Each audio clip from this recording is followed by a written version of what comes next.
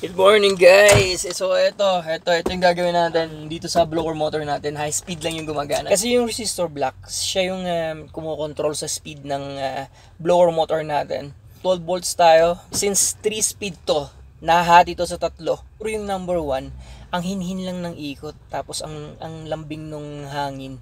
So 4 volts siguro yun. Pagdating sa number 2, 8 volts. Yun yung pinakamaganda para sa akin kasi hindi siya malakas, hindi siya mahina, tapos malamig siya, tapos hindi siya nakakagulo, hindi siya maingay. So pagdating sa number 3, kawawa naman yung mga nasa gitna kasi nakakagulo ng buhok tapos naiingay rin sila. So wala silang magawa kundi gamitin talaga yung high speed nito kasi nga wala yung 1 and 2. So yun, hindi naman tayo expert. O ngayon, ang problema, kasi kailangan mo pang magpasingaw ng freon or refrigerant pag ibababa mo to. Ngayon, pag ginawa mo yun, freon yun eh. Binibili mo rin yun eh. Sa tingin ko doon, 800 ang 1 kilo. Gastos na naman yun. So, kailangan mo pang maglinis ng evaporator, kailangan mo magpalit ng dryer, kailangan mo mag-leak test, kailangan mo pa mag-vacuum. Wala tayong vacuum. Wala pa akong vacuum sa ngayon. Gagawa na lang natin to ng paraan. Ibaba lang, kahit konting baba lang. Tapos matanggal lang tong plastic para sakaling makita ko yung resistor block. Tapos pag nakita natin yung parang mga cooling fins niya, bonus na lang yun kung maaabot natin ng brush para malinisan na rin. Sana malocate rin natin kaagad kung nasaan yung resistor block nito kasi first time ko magbaba nito eh. Kasi may mga resistor na nagagawa, mayroon ring hindi. Kung hindi to nagagawa, kailangang bumili. Bad trip, di ba? So yun, tignan natin mamaya. Ngayon na pala. Okay. So, eto yun mga boss. First speed wala. Second speed wala. Third speed. Ayan, ang lakas. Nakakagulo, nakakasakit ng ulo, nakakainis. So, yan yung gagawin natin ng paraan. Pero syempre, yung unang-una natin gagawin, ito. Pakita ko lang kung paano siya tanggalin. Suhin lang yan sa gitna. Tapos, tanggalin mo siya. Ayan. Tapos, kung paano siya ibalik mo lang rin tong paatras. Tapos, ibalik mo ulit ng ganyan. Tapos, tsaka mo itulak yan. Yan. So, yan lahat ang gagawin mo dito sa parting to. Pati dito sa kabila. So, yan. Ito na yung sinasabi ko. Ang tatanggalin mo lang dito, ito. Tsaka itong tornilyo dito. Kasi nakapaibabaw lang yan dyan. Kung hinila mo yan, pwede na siyang bumaba. Pero hindi all the way bababa. Kasi nga, naka-connected pa rin to. Ito yung sinasabi kong sa freon niya. Huwag yung tatanggalin yan kung hindi kayo ready magpalit ng freon. Kasi sisingaw talaga niya yung freon niya. So, yan yung hindi matatanggal. So, tinanggal ko rin yan. Madali lang ilagay yan. Parang ganyan. Para may space rin siya dito. Para pag hinilan natin to paabante banda rito sa akin. Kasi ito tatanggal rin to eh. Katulad dun sa kabila. So, pag nalihis yan, bababayan ng konti. Ma-access na natin yung mga tornilyo dito. Kasi dati, nung pinalinisan ko to, nakita ko sa loob. Kasi binabato lahat eh. Nakita ko doon na may mga tornilyo yan. So, ito yung kailangan natin tanggalin. Itong mga to, pwede nating hilain yan. Kasi daanan lang yan ng moist or tubig ng aircon. Dahan-dahan lang kayo dyan kasi, syempre, marupok na to eh. Itong plastic na to. Kung kailangan nyo maglagay ng medyo pampadulas para matanggal lang yan. Tubig lang naman yan. So, huwag kayo mag-alala dyan. Yun na lang muna. Off cam muna tayo. Ayan, tanggal na yung tornilyo yan, kabilaan. Pati itong hose na to. Ganoon rin sa kabila. Ayan, tanggal na lahat. Pero ito, kailangan natin ng space dito. So, tinanggal ko muna to. Madali lang yung kabit dyan. Ayan, ganoon lang yun. Yan yung tornilyo ng seat belt. So, pag natanggal yan, medyo magkakaroon tayo ng space dito. Baka mas mababa natin to ng maayos. Tapos, natanggal natin yan dahil tinanggal natin yung sa seat belt. Eto. Dito. So, pati pala ito. Pati ito. Connected sa, sa freon or sa refrigerant. So, hihilain na lang natin yan. Eto. Siguro mauna tayo dito. Gamit tayo nito. Zip tie or tie wrap. Hilain lang natin to. Ayan. Bababa na yan. Kailangan nating talian to. Ayan, nakatali lang yan. Lagyan pa natin ng isa doon bilang support. Tapos of course dito rin. So ito yung magiging itsura niya. Ganun rin dito sa kabila. Kabilaan yan. Nakasupport yan ng zip tie. Para lang mababa natin ng konti itong buong to. Kasi ang kailangan natin tanggalin dyan yung mga tornilyo niya. Ayan. Katulad niyan. Nito. Malabo. Wait. Yan. Tsaka ito. So mahirap, no?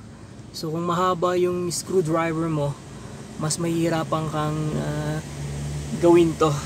Pero meron tayo nito. Yan. Marami nabibili nito sa Shopee. 100 lang yata. Yan. Tatanggalin natin yung mga tornilyo yung hindi pwedeng matanggal ng screwdriver na mahabang nakatayo pa ganun. Matagal tanggalin yan. So off cam ulit tayo. Alright, tanggal na yung mga tornilyo dito sa kabila.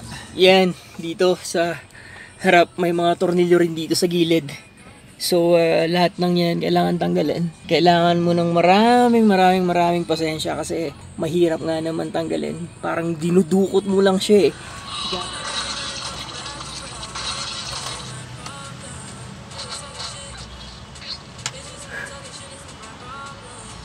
Ito yung last.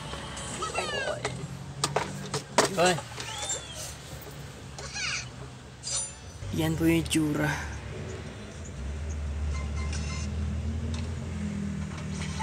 Mga cooling fins niya okay pa naman. Linisan na lang rin natin. Pero syempre dito yan makikita kung gaano karumi. Ayan, mas nakikita. So marumi na rin pala. Ayan, mga alikabok yan na medyo tumigas. Yan, pwede nating linisan pala. Gamit lang tayo ng brush. Kung hindi ako nagkakamali, ito yung resistor niya. Dalawa lang yung tornilyo niyan. Kabilaan. Ginalaw-galaw ko lang muna. Konting linis. Baka sakaling gumana pa. So para matry natin, kunin natin tong switch dito. So eto siya. Balik ulit natin dito. Subukan natin mag-turn on dito. Tapos turn on natin to. Baka sakaling gumana na.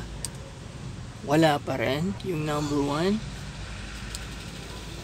Aba, nagkaroon siya ng number 2. Umikot to. Okay. Minsan talaga nagalaw mo lang to or ginalaw mo lang to, hindi naman talagang sira all the way. Ito yun. Number 1, wala talaga. Diba number 1 kanina, wala rin. Ito yung resistor niya. And balik tayo dito. Ito yung number 2. Mahangin. Punta tayo dun sa gitna. Ayan po siya. Tama lang yung number 2 kasi hindi siya maingay. Anyway, pagka ginagamit nyo to, and nagsisimula na siya uminit, wag nyo hawakan yan pagka matagal na ginagamit. So, ang ginawa, minsan kailangan mo lang talagang galawin. Importante rin yung alam mo yung medyo mag-DIY ng sasakyan mo. So, ito yung nangyayari eh. Kasi ang ginawa ko dito kanina, naka-ano lang yan eh, naka sobrang dikit. Ngayon, ang ginawa ko lang, ginanong ko lang siya. Anyway, mas lumaki yung gap, mas nalinisan, mas nagalaw. So try ulit natin, baka naman yung number 1 gumana na. First speed, ayaw talaga. Yung second speed, ayun, gumana talaga siya. So umaabot rin hanggang likod yung ibinubuga niyang hangin. So okay na tayo dyan. Di ba nga sabi ko kanina yung number 2 yung pinakamaganda para sa akin. So sa tingin ko hindi na ako magpapalit ng resistor black. Second speed is good na. Kasi hindi na siya maingay at hindi naman siya ganun kahina. So siguro okay na ako dito. Eto mga bro, yung medyo nalinisan ko na. Eto yung mga hindi pa. Tsagain lang natin. Brush lang, madali lang. So yan, gawin lang natin yan hanggang dulo. Malaki yung matutulong yan kasi yan yung unang-unang dinadaanan ng hangin palabas dun sa kabila. Dito, sa blower motor. Papunta sa inyo. So dalawa yung nagawa natin. Motor resistor black and paglilinis dito, malaking bagay na yun, malaking tipid na yun. Kasi hindi na tayo nagpakawala ng Freon. Hindi na rin tayo nagpalit ng kung ano-ano na kailangan sa AC. Ngayon, kung paano ibalik, ganun rin kung paano mo tinanggal.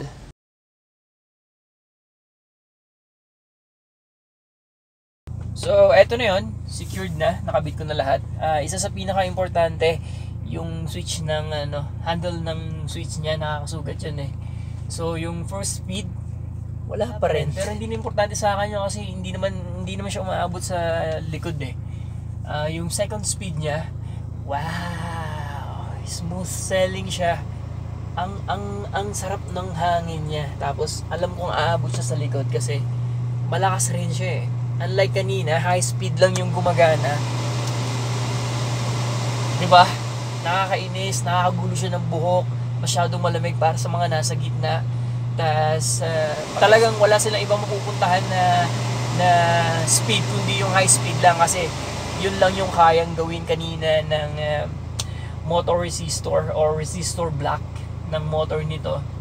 So ngayon okay na siya sa second speed, smooth. So ganda. So yun. So yan na lang muna. Like, share, subscribe, and see you on the next one.